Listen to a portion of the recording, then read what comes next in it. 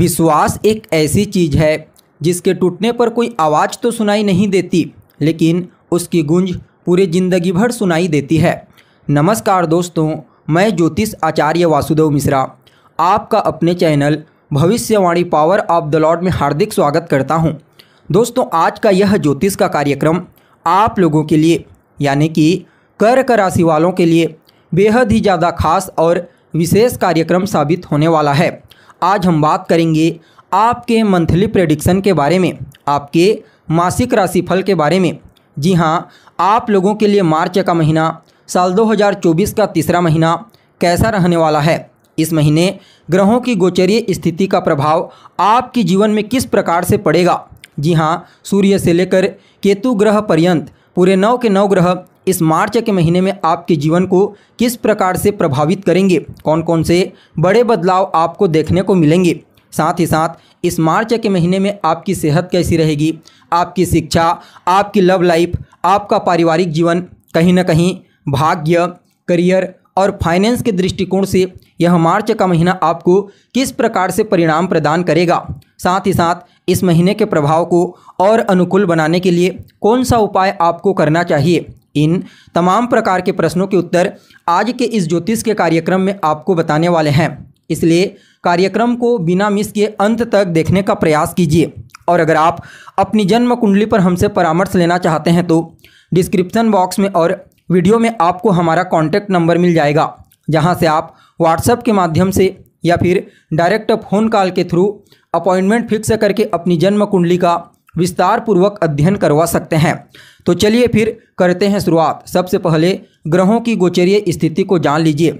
तो देखिए, जब मार्च का महीना प्रारंभ हुआ तो आपकी राशि से गोचरीय स्थिति कुछ इस प्रकार से रही। आपके 7वें भाव में सेनापति मंगल के साथ दैत्य गुरु शुक्र और आपके 8वें भाव में सूर्य, शनि और बुध, ये तीनों ग्रह, जबकि आपके 9वें भाव में राहु और आपके 3रे भाव, आपके पराक्रम स्थान में केतु और कहीं ना कहीं आपके 10वें भाव यानी कि आपके कार्य क्षेत्र में देवगुरु बृहस्पति विराजमान है।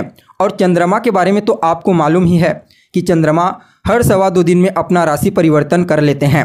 अब आपको हर एक चीज़ को बड़े ध्यान से सुनना है और समझना है। सबसे पहले आपकी सेहत के बारे में बात करते हैं। तो आपकी राशि के स्वामी कौन बनते हैं, तो आपको मालूम होना चाहिए आपकी राशि के स्वामी चंद्रदेव होते हैं और हर 2.25 दिन में अपना राशि परिवर्तन कर लेते हैं। तो पूरे 12 राशियों में इनका भ्रमण हो जाएगा पूरे मार्च के महीने में। और अगर लग्न के कारक मंगल और सूर्य की स्थिति देखी जाए तो मंगल 7वें भाव में उच्च अवस्था में गोचर करते हुए आपके व्यक्तित्व को और सूर्य 8वें भाव में शत्रु की राशि में गोचर कर रहे हैं। फलतः सेहत के दृष्टिकोण से आप सभी कर्क राशि वालों के लिए इस मार्च के महीने को एकदम ज़्यादा अच्छा नहीं कहा जा सकता, एकदम ज़्यादा खराब भी नहीं कहा जा सकता, क्योंकि अभी वर्तमान समय में आपकी राशि में शनि की ढैया भी एक्टिव है। फलतः शनि की ढैया की वजह से जो कुछ भी आपको अपनी सेहत में गिरावट महसूस हो रही थी, उसमें काफ़ी हद तक रिकवरी होने की प्रबल संभावना नज़र आ रही है। जी हाँ, आप समझ सकते हैं शनि की वजह से जो भी शारीरिक प्रॉब्लम अभी तक आपको फेस करनी पड़ रही है, उसमें काफ़ी हद तक आपको राहत की प्राप्ति होगी। यानी कि इस समय आपको अपनी सेहत में, अपने इम्यून सिस्टम में बूस्टिंग देखने को मिलेगा। कहीं ना कहीं यह समय आपकी सेहत के लिए मेहनत, पराक्रम, पुरुषार्थ, ऊर्जा, इन चीज़ों को मिला करके श्रेष्ठ साबित होगा। अगर आपकी शिक्षा के बारे में बात की जाए तो कुंडली का 5वां भाव होता है आपकी शिक्षा का, आपके एजुकेशन का, और मंगल बनते हैं आपके 5वें भाव के स्वामी, आपके शिक्षा के। उच्च राशि में 7वें भाव में गोचर कर रहे हैं। 15 मार्च को राशि परिवर्तन करके 8वें भाव में अपनी शत्रु की राशि में शत्रु के साथ गोचर करेंगे। तो ऐसे में कहा जा सकता है 15 मार्च तक का समय विद्यार्थियों के लिए श्रेष्ठ रहेगा। अगर 15 मार्च से पहले तक कोई प्रतियोगी परीक्षा है, कोई कंपटीशन एग्जाम है, तो निश्चित तौर पर विद्यार्थी उस परीक्षा में अवश्य सफलता की प्राप्ति करेगा।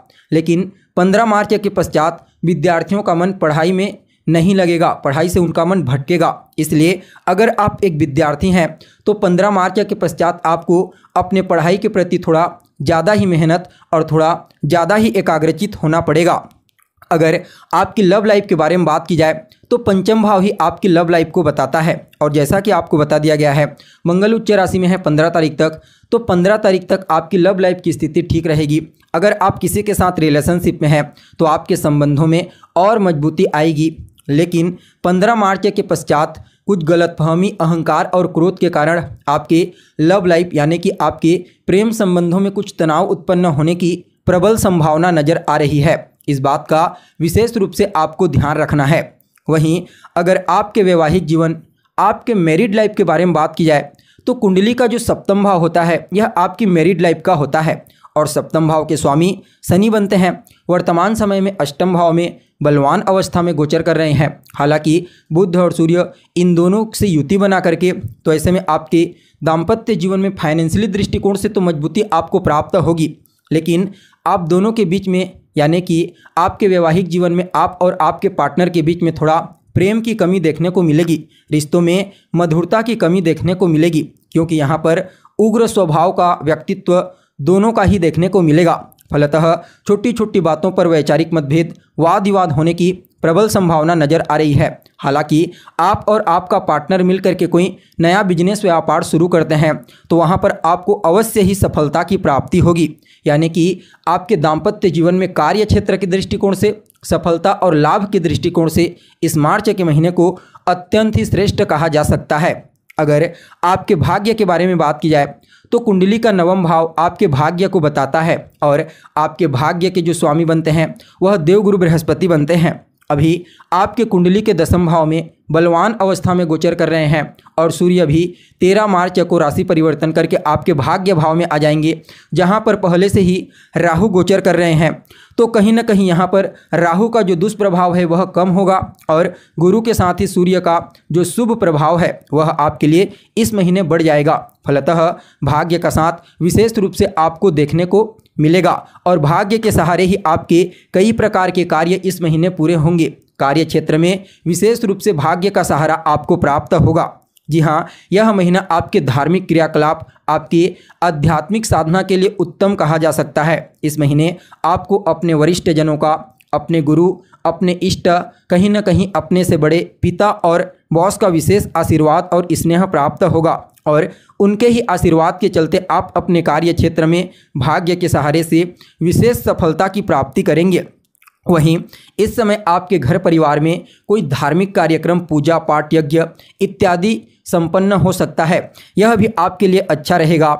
वहीं अगर आपके करियर और बिजनेस व्यापार के बारे में बात की जाए तो दसम भाव आपके करियर का होता है, जहां पर देवगुरु बृहस्पति बलवान अवस्था में गोचर कर रहे हैं और आपके दसम भाव के स्वामी मंगल सप्तम भाव में व्यापार के भाव में उच्च अवस्था में गोचर कर रहे हैं और व्यापार भाव के स्वामी शनि अष्टम भाव में बलवान अवस्था में गोचर कर रहे हैं। तो ऐसे में बड़ी सहजता के साथ कहा जा सकता है कि आपके करियर और आपके भाग्य के साथ साथ आपके करियर और आपके व्यापार, इन दोनों के दृष्टिकोण से यह मार्च का महीना आपके लिए उत्तम ही साबित होगा। जी हाँ, चाहे आप किसी भी प्रकार का कोई भी कार्य क्यों न करते हो, अगर लंबे समय से आप जॉब के लिए प्रयत्नशील हैं तो समझ जाइए आपको जॉब की प्राप्ति होगी। व्यापार करते हैं तो व्यापार में विशेष उन्नति आपको मिलेगी। अगर नया व्यापार शुरू करना चाहते हैं तो भी आप कर सकते हैं। कुल मिलाकर के देखा जाए तो आप सभी कर्क राशि वालों के लिए यह मार्च का महीना हर प्रकार से श्रेष्ठ परिणाम प्रदायक साबित होगा, क्योंकि सेहत में भी सुधार होगा, कुछ नए अवसर, कुछ नए परिवर्तन आपको देखने को मिलेंगे। कहना ही क्या, अद्भुत परिणाम आपको मिलेगा। फिर भी इस समय को और अनुकूल बनाने के लिए रोजाना शिव जी को जल या फिर दूध से अभिषेक कीजिए सोमवार के दिन से प्रारंभ करके, और रोजाना आदित्य हृदय स्तोत्र, दशरथ कृत शनि स्तोत्र का पाठ कीजिए। साथ ही साथ शनिवार और सोमवार के दिन विशेष रूप से 1 लोटा जल में 1 चुटकी सफ़ेद तिल और 1 चुटकी काला तिल मिला करके शिवलिंग के ऊपर या फिर भगवान शिव के ऊपर अर्पित करें। साथ ही साथ मंगलवार के दिन हनुमान जी के मंदिर में जाकर के उनका दर्शन करें, वहीं पर बैठ करके उनके बीज मंत्र या फिर उन हनुमान चालीसा का पाठ करें। साथ ही साथ आप गणेश के अथर्व शीर्ष का भी पाठ कर सकते हैं, आपके लिए समय उत्तम रहेगा। तो दोस्तों, हमें उम्मीद है जानकारी आपको पसंद आई होगी। अगर जानकारी अच्छी लगे तो लाइक करें, शेयर करें और हमारे चैनल को सब्सक्राइब करें। तो चलिए फिर एक नए और ताज़ा कार्यक्रम में मुलाकात होगी। आज के लिए बस इतना ही, आप हमें इजाज़त दीजिए। तब तक के लिए नमस्कार।